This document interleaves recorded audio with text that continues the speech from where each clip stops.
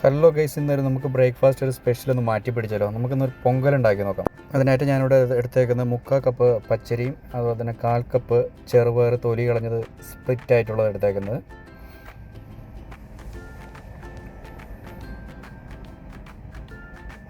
അത് നന്നായിട്ട് ഒരു 4-5 പ്രാവശ്യം വാഷ് ചെയ്തെടുക്കുക. ഇത് വേവിക്കാനായിട്ട് നമുക്ക് ഇതിനകത്ത് 4 കപ്പ് വെള്ളം ഒഴിച്ചു കൊടുക്കാം. അത് കഴിഞ്ഞിട്ട് അരിഞ്ഞു വെച്ചിരിക്കുന്ന ഗ്രീൻ ചില്ലി, കറിവേപ്പില ഇട്ട് കൊടുക്കാം.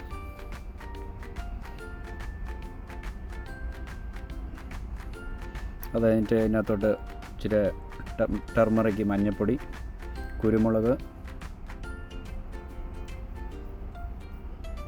ആവശ്യത്തിന് ഉപ്പ്,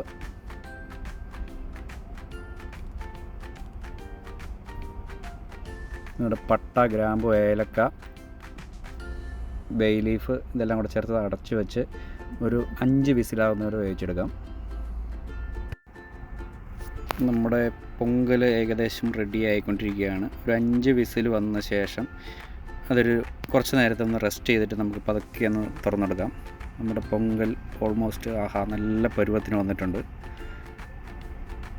കണ്ട, അധികം വെള്ളമൊന്നും ഇല്ലാതെ കറക്റ്റ് പരുവത്തിനാണ്. ഈ ഒരു പരുവത്തിന് നമുക്ക് വേണം, കറക്റ്റ് കൺസിസ്റ്റൻസിയാണത്. ഇനി നമുക്ക് അതിനകത്തോട്ട് താളിക്കാൻ ആവശ്യമായിട്ടുള്ള എണ്ണ ഒഴിച്ചു കൊടുക്കുക. നമുക്കിവിടെ ഓയിലിന് പകരം ഇച്ചിരി നെയ്യ് ഒഴിച്ചു കൊടുത്താൽ നമുക്ക് ഒരു റിച്ച് ഫ്ലേവർ വരും. പക്ഷേ ഞാനിവിടെ